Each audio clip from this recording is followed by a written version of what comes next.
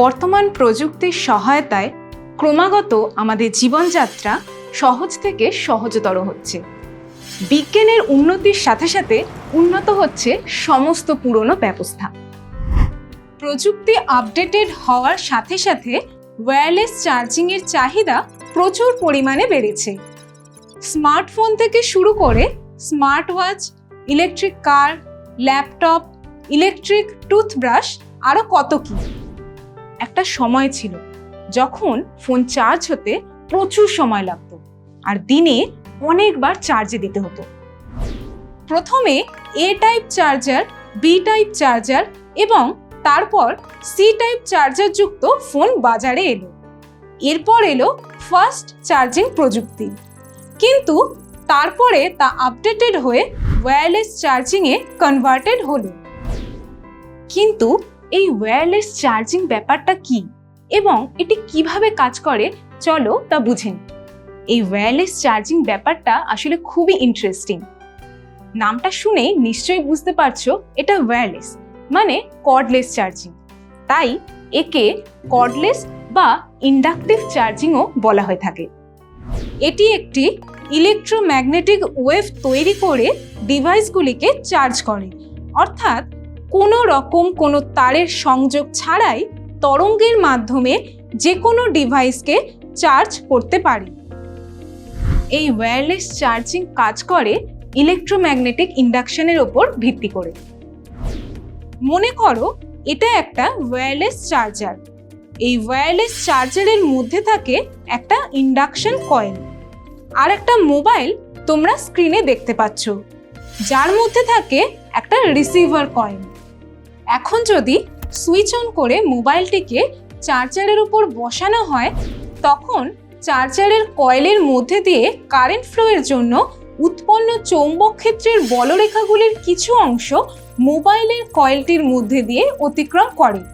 সুতরাং চার্জারের কুণ্ডলীর তড়িৎ প্রবাহ সময়ের সঙ্গে পরিবর্তিত হলে মোবাইলের কুণ্ডলীর সঙ্গে জড়িত চৌম্বক প্রবাহের পরিবর্তন ঘটে এবং তড়িৎ চুম্বকীয় আবেশের দরুন মোবাইলের কুণ্ডলীটিতে একটি আবিষ্ট তড়িৎচালক বলের সৃষ্টি হয়।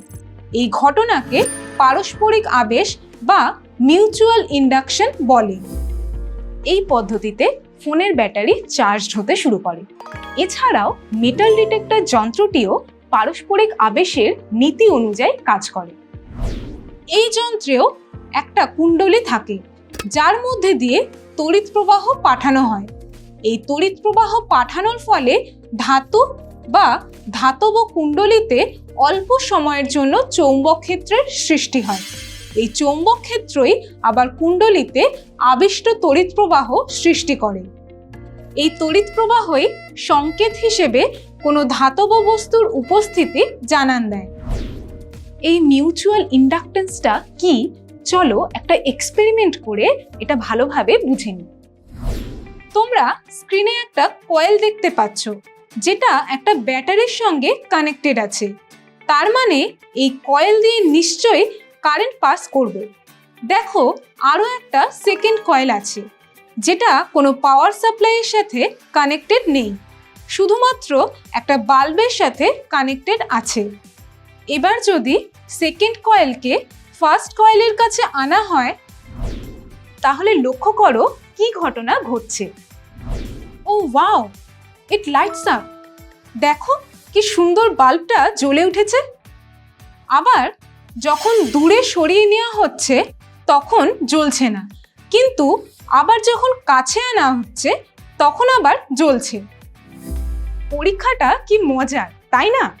এখন তোমাদের মনে নিশ্চয়ই একটা প্রশ্ন আসছে যে ফার্স্ট এবং সেকেন্ড কয়েলের মধ্যে কানেকশন না থাকা সত্ত্বেও বাল্বটা জ্বলে উঠছে কেন? বা কয়েল দুটো কন্ট্যাক্টে না থাকা সত্ত্বেও ইলেকট্রিসিটি কিভাবে ফার্স্ট কয়েল থেকে সেকেন্ড কয়েলে জাম্প করছে? চলো সেটা দেখে নিই। এখানে কয়েল 1কে বলে মুখ্য কুণ্ডলী আর কয়েল 2কে বলে গৌণ কুণ্ডলী। কয়েল 1-এ কারেন্ট ফ্লোয়ের জন্য একটা ম্যাগনেটিক ফিল্ড জেনারেটেড হয়।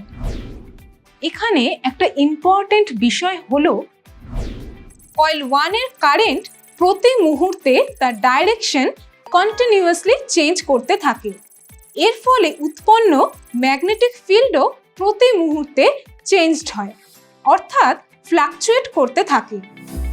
ফ্যারাডেস ল থেকে আমরা জানি কোনো বদ্ধকুণ্ডলীর মধ্যে দিয়ে অতিক্রান্ত চৌম্বক প্রবাহের পরিবর্তন ঘটলে সেই কুণ্ডলীতে একটা তড়িৎচালক বল আবিষ্ট হয়। যতক্ষণ এই চৌম্বক প্রবাহের পরিবর্তন ঘটে ততক্ষণই এই আবিষ্ট তড়িৎচালক বল স্থায়ী হয়।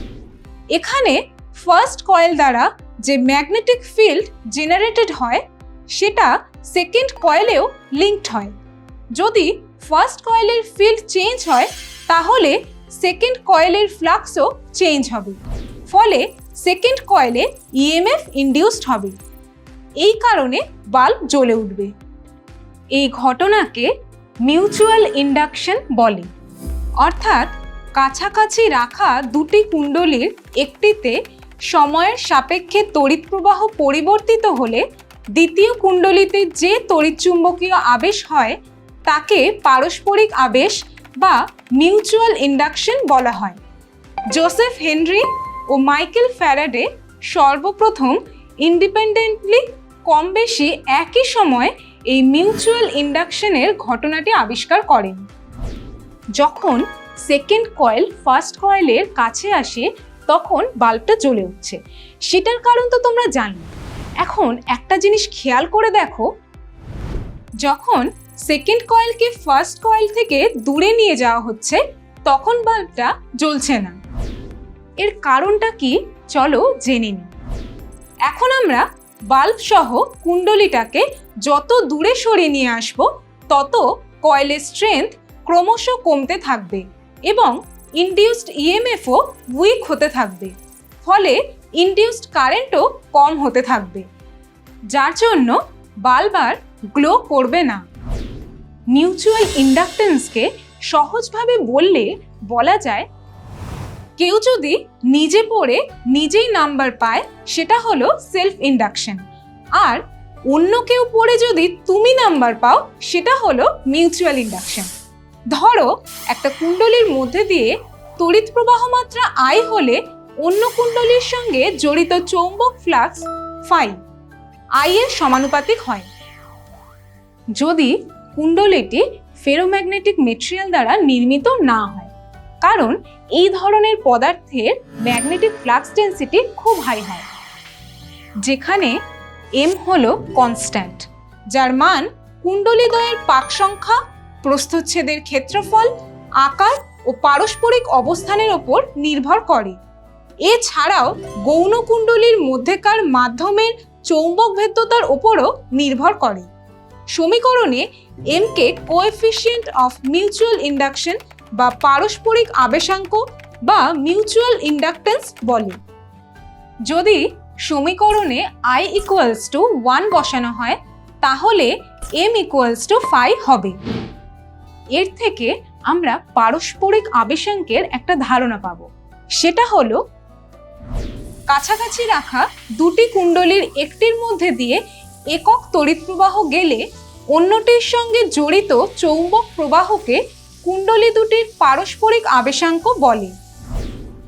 আমরা ফ্যারাডের দ্বিতীয় সূত্র থেকে জানি আবিষ্ট তড়িৎচালক বলের মান বর্তনীর সঙ্গে জড়িত চৌম্বক প্রবাহের পরিবর্তনের হারের সঙ্গে সমান। মানে এখন আই পরিবর্তিত হলে সেকেন্ডারি কয়েলে আবিষ্ট তড়িৎচালক বল হবে E equals to minus d phi dt equals to minus M di dt. Minus sign থেকে বোঝা যাচ্ছে দুই কুণ্ডলীর প্রবাহের অভিমুখ বিপরীত। এখন সমীকরণে ডিআই ডিটি ইকুয়ালস টু 1 বসালে পাই এম ইকুয়ালস টু মড ই। এখান থেকেও পারস্পরিক আবেশাঙ্কের একটা বিকল্প ধারণা আমরা পাই, চলো সেটা জেনে নিই। কাছাকাছি রাখা দুটি কুণ্ডলীর একটির মধ্যে দিয়ে সময়ের সাপেক্ষে একক হারে তড়িৎ প্রবাহের পরিবর্তন হলে অন্য কুণ্ডলীতে আবিষ্ট তড়িৎচালক বলকে কুণ্ডলী দুটির পারস্পরিক আবেশাঙ্ক বলা হয়। এখন আমরা পারস্পরিক আবেশাঙ্কের একক সম্বন্ধে জানব। এসআই পদ্ধতিতে পারস্পরিক আবেশাঙ্কের একক জোসেফ হেনরির নাম অনুসারে হেনরি রাখা হয়। তাহলে একজোড়া কুণ্ডলীর পারস্পরিক আবেশাঙ্ক 1 হেনরি বলতে কি বোঝায় চলো বুঝে নিই। একটি কুণ্ডলীর মধ্যে দিয়ে 1 অ্যাম্পিয়ার তড়িৎ প্রবাহ গেলে যদি অন্য কুণ্ডলীর সঙ্গে জড়িত চৌম্বক প্রবাহ 1 ওয়েবার হয়, তাহলে কুণ্ডলী দুটির মধ্যে পারস্পরিক আবেশাঙ্ক 1 হেনরি ধরা হয়। আবার একটু অন্যভাবে বলতে গেলে বলা যায়, একটি কুণ্ডলীর মধ্যে দিয়ে তড়িৎ প্রবাহ 1 অ্যাম্পিয়ার পার সেকেন্ড হারে পরিবর্তিত হলে দ্বিতীয় কুণ্ডলীতে যদি 1 ভোল্ট তড়িৎচালক বল আবিষ্ট হয়, তাহলে কুণ্ডলী দুটির পারস্পরিক আবেশাঙ্ক 1 হেনরি ধরা হয়। সিজিএস পদ্ধতিতে পারস্পরিক আবেশাঙ্কের একক হলো ইএমইউ। পারস্পরিক আবেশাঙ্কের একক যেহেতু আছে, তাহলে এর মাত্রাও নিশ্চয়ই থাকবে। এর মাত্রা নির্ণয় তোমরা স্ক্রিনে দেখে নাও। পারস্পরিক আবেশাঙ্কের সঙ্গে সাবেশাঙ্কেরও একটা রিলেশন রয়েছে। ধরো কুণ্ডলী দুটির সাবেশাঙ্ক L1 ও L2 এবং তাদের পারস্পরিক আবেশাঙ্ক m, তাহলে লেখা যায় m = k × √L1 L2, যেখানে k একটি ধ্রুবক যাকে কুণ্ডলীদ্বয়ের সংযোজন গুণাঙ্ক বলে এবং যা কুণ্ডলী দুটির আপেক্ষিক জ্যামিতির ওপর নির্ভর করে। যদি কুণ্ডলী দুটি খুব কাছাকাছি এমনভাবে থাকে যাতে একটি কুণ্ডলীর সঙ্গে জড়িত সমগ্র চৌম্বক প্রবাহই অন্যটির সঙ্গে জড়িত হয়, তাহলে তখন k = 1 এবং m = √L1 L2 হয়। এখানে একটা ইম্পর্টেন্ট বিষয় হলো, কুণ্ডলী দুটির অক্ষ পরস্পরের সমকোণে থাকলে, পরস্পরের সাথে সমাক্ষীয়ভাবে থাকলে এবং পরস্পরের সাথে অঙ্গাঙ্গিভাবে জড়িয়ে থাকলে মিউচুয়াল ইন্ডাকটেন্সের মান যথাক্রমে সর্বনিম্ন, মাঝামাঝি ও সর্বোচ্চ হবে। আচ্ছা, তোমাদের মনে এই প্রশ্নটাও হয়তো এসেছে যে একে মিউচুয়াল ইন্ডাকটেন্স কেন বলে, মানে মিউচুয়াল কেন?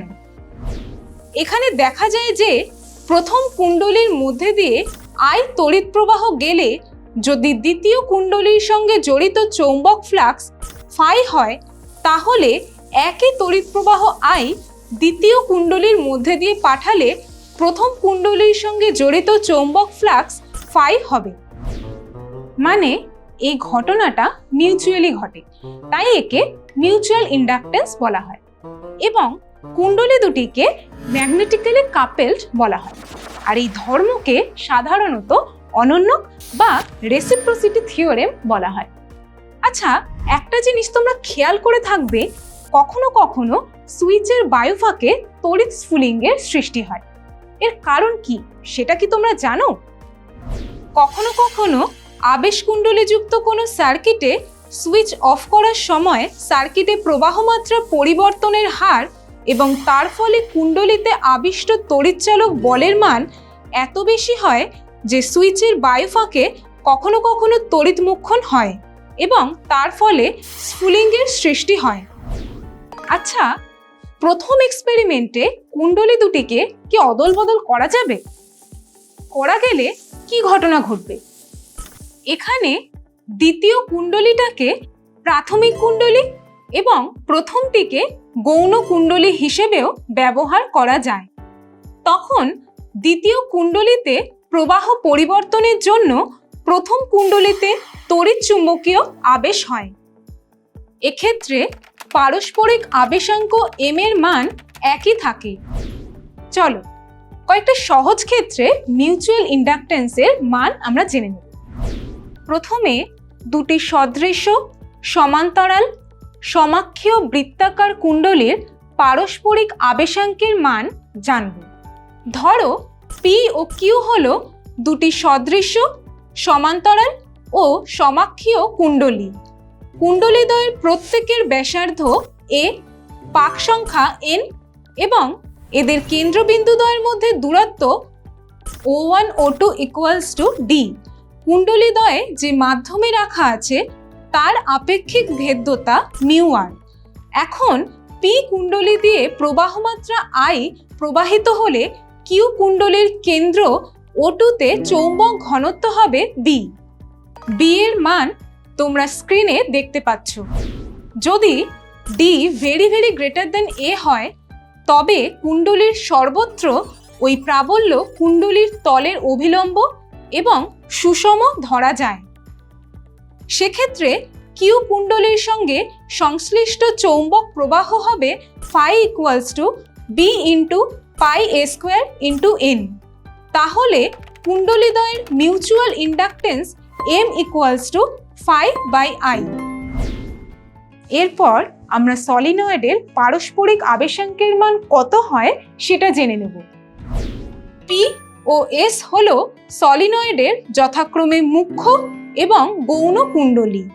মুখ্য কুণ্ডলীর মাঝামাঝি জায়গায় একে বেষ্টন করে আছে গৌণ কুণ্ডলী। ধরা যাক মুখ্য কুণ্ডলীর দৈর্ঘ্য L1, পাক সংখ্যা N1, এর মধ্যেকার মাধ্যমের আপেক্ষিক ভেদ্যতা μr। এখন মুখ্য কুণ্ডলীর মধ্যে দিয়ে প্রবাহমাত্রা I হলে সলিনয়েডটির মাঝামাঝি অঞ্চলে অক্ষস্থিত কোনো বিন্দুতে চৌম্বক প্রবাহ ঘনত্ব হবে B = μ0 μr N1/L1 × I1। যেহেতু গৌণ কুণ্ডলীটি মুখ্য কুণ্ডলীর মাঝামাঝি জায়গায় ওর ঠিক উপরেই জড়ানো আছে, তাই গৌণ কুণ্ডলীর প্রতি পাকের সঙ্গে সংশ্লিষ্ট চৌম্বক প্রবাহ ঘনত্ব হবে B = μ0 μr N1/L1 × I1। এখন গৌণ কুণ্ডলীর মোট পাক সংখ্যা N2 এবং প্রস্থচ্ছেদের ব্যাসার্ধ a হলে গৌণ কুণ্ডলীর সঙ্গে সংশ্লিষ্ট মোট চৌম্বক প্রবাহ হবে phi/s = b × n² × pi a²। তাহলে প্রমাণ সলিনয়েডের কুণ্ডলীদ্বয়ের পারস্পরিক আবেশাঙ্ক m = phi/s/i1 = μ0 μr pi n1 n2 a²/L1। এই মিউচুয়াল ইন্ডাকটেন্সের ঘটনাকে বিভিন্ন কাজে লাগানো হয়, যেমন কম ভোল্টেজ থেকে বেশি বা বেশি ভোল্টেজ থেকে কম ভোল্টেজ পাওয়ার জন্য এসি সার্কিটে ব্যবহৃত ট্রান্সফরমার যন্ত্রে পারস্পরিক আবেশ ঘটনার বহুল প্রয়োগ দেখা যায়। এবং রুমকর্ফের আবেশ কুণ্ডলীতে পারস্পরিক আবেশের ঘটনাকে কাজে লাগানো হয়। এই আবেশ কুণ্ডলী হলো ট্রান্সফরমার সদৃশ একটি যন্ত্র। এর সাহায্যে নিম্নমানের বিভব প্রভেদ থেকে উচ্চমানের বিভব প্রভেদ সৃষ্টি করা হয়। এছাড়াও ইটালিতে ইসরায়েলি কোম্পানি ইলেকট্রনের প্রস্তাব করা ইনোভেটিভ আইডিয়াতে ইলেকট্রিক গাড়ি চার্জ করা হয়। এই ইনোভেটিভ আইডিয়া হলো রাস্তার উপরে গাড়ি রাইডিংয়ে থাকাকালীন নিজেই চার্জড হয়ে যায়। এই ইলেকট্রিক গাড়িগুলি রাস্তার নিচে থাকা কপার কয়েলের মধ্যে দিয়ে রান করে, যেহেতু এই ব্যবস্থাটা রাস্তার এক সাইডে প্লেস করা থাকে। এই কপার কয়েল থেকে এনার্জি গাড়ির ব্যাটারির মধ্যে মিউচুয়াল ইন্ডাকশন দ্বারা ট্রান্সফার্ড হয়। এইভাবে মিউচুয়াল ইন্ডাকটেন্স দ্বারা ওয়্যারলেস পাওয়ার ট্রান্সমিশনের মাধ্যমে ইলেকট্রিক গাড়ি চার্জড হয়।